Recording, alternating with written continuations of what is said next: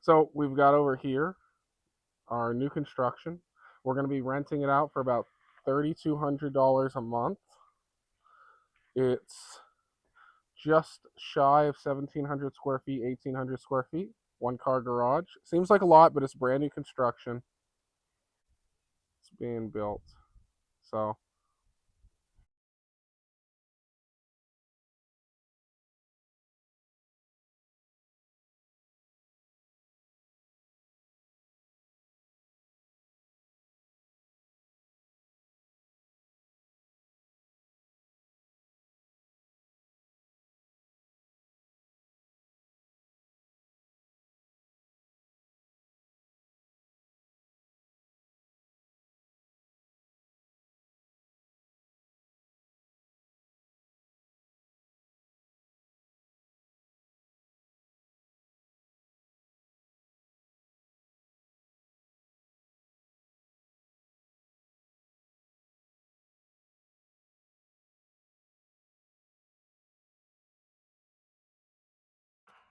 hey guys, I'm here at Chatham Lane.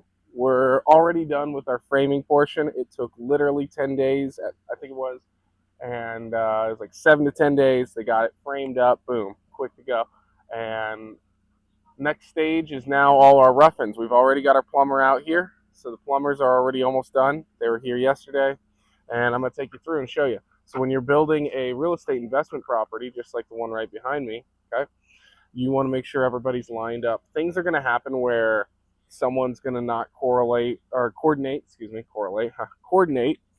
um, timelines correctly, or they're going to have things that push them back. That's normal in the whole process. So you just got to be a little bit resilient and just keep moving with it. So we're also getting, as you can see in the back, let me see if I can show you, the roof is going on. So we're doing the dry-in stage. And then on the 15th or the 19th, they're going to put the windows in. But before that happens, what we're going to do is we're going to have our drywall, and I'll show you what. Let me right here. I'm going to have the drywall be brought in through the windows because they're all fixed windows. So we're going to need to have that done beforehand. So today we've got the electrician as well coming out, and HVAC will be coming out early next week. Typically, you want to have plumbing first. Okay. Typically, you want to have plumbing first, then electrical, and then finally HVAC. And the reason behind that, okay, the reason you want to do that is that plumbing is really stiff. It's bigger stuff. Okay. The next part is HVAC. It's all ducting that's really flexible that can move around. That's why we want to do that last. But then the wire is a little more flexible, but it's still, important. We don't want to get cut up. Okay.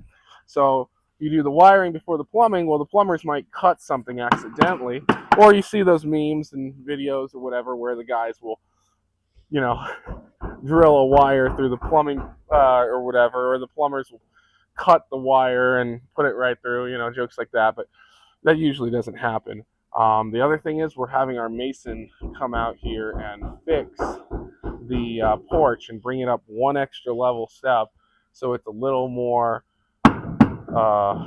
easy to walk through to the door. So it's only about a 3 to 4 inch step up. So let me show you what's going on. Got the garage. We've got our nice steps. Okay. And even builders screw up from time to time. Right here, we've got our prefabricated stairs. And I'm using white oak for all these stairs.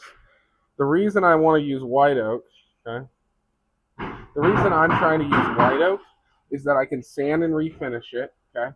The actual flooring, I'm going to use LVP most likely, okay? But our staircase is going to get a ton of traction, right? It's right next to the door, so people are going to go right through that. I can sand and refinish stairs if they get beat up, okay? Things fall on it, people are moving, stuff like that, okay? But LVP throughout the whole entire house, okay?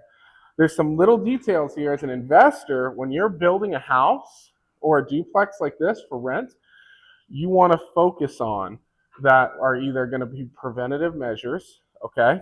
So let me show you.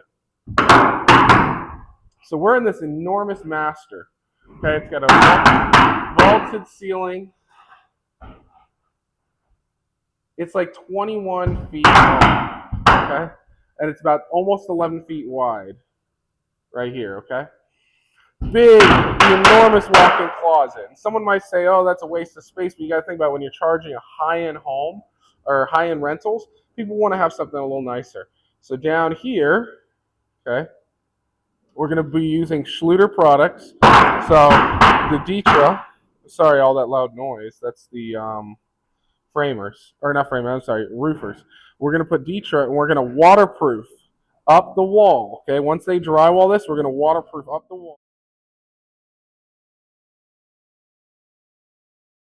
with the Schluter, okay? The Schluter Curdy, okay? And here's the shower. It's a nice big shower, okay? We're going to come on through here, and I'll show you another thing we're going to do, okay? So we got the 2 bedrooms. We've got our bathroom right here, okay? We're going to put something to protect over this so then people don't damage this. Here's something, though, okay, that I want you to see. Here's the laundry room, okay? And there's a hole right in the center of the floor. We are going to put a Schluter F-type drain.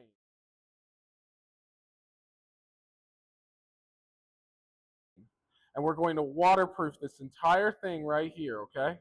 The reason we're going to waterproof this is if that thing right there, whoops, sorry, if the washer for any reason overflows or has any issues, okay, I want to minimize the damage that happens here. So we tile it here, we waterproof it here, and we also put a drain that does not attach, the drain does not attach to our waste lines. Because if the waste line backs up, there's no point in having the drain right there going to a backed up drain. So it's going to a separate drain that just goes straight outside. Okay? That is a detail that a lot of people don't want to spend the money on. It's not really that expensive to do, be honest. It's probably going to cost about $50, maybe each side, $80. Let's just say on the high side it's $100, okay? Each side. That's $200 right there. Who gives a shit? It's $200. The other thing we're going to do is we're going to put drains right here. We're going to put a drain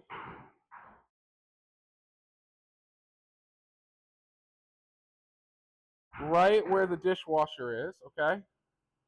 And we're going to put a drain right where the fridge is.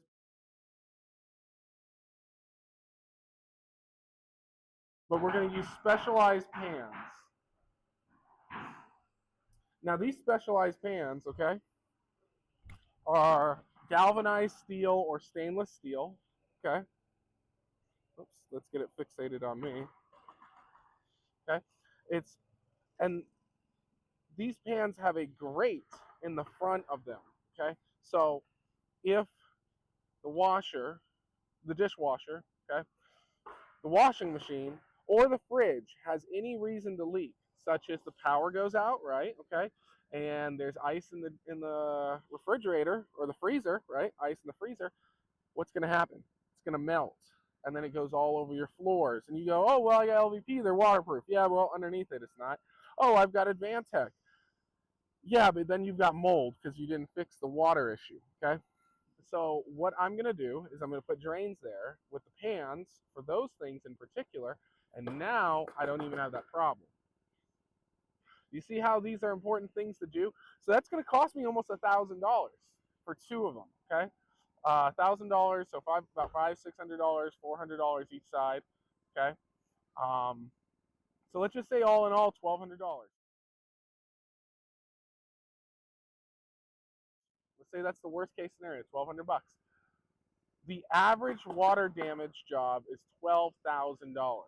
I'm not just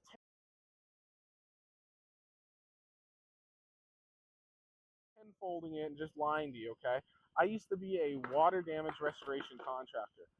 There was very few jobs where I ever saw it go below 10 grand.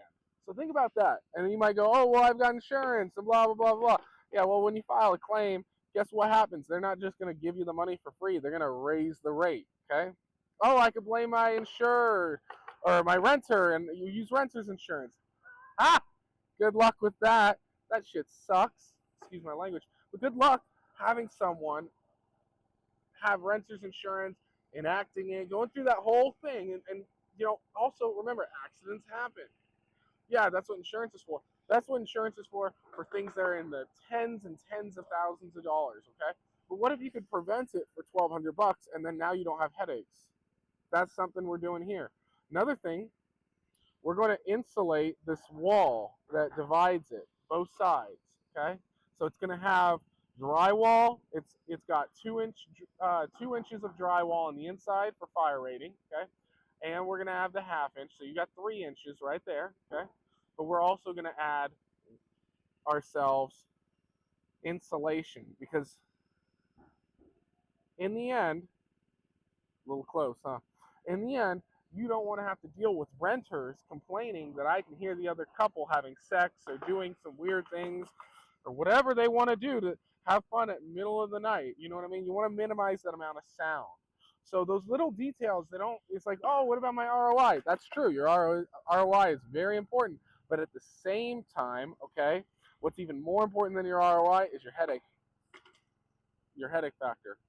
You want to have this as a long-term rental, and that's what we're doing here. So spending a little bit of money in certain places, and then we save money in other places. So anyways, I hope you enjoyed this video, and I'll keep you updated on what's going on with our duplex and how everything goes. Thanks.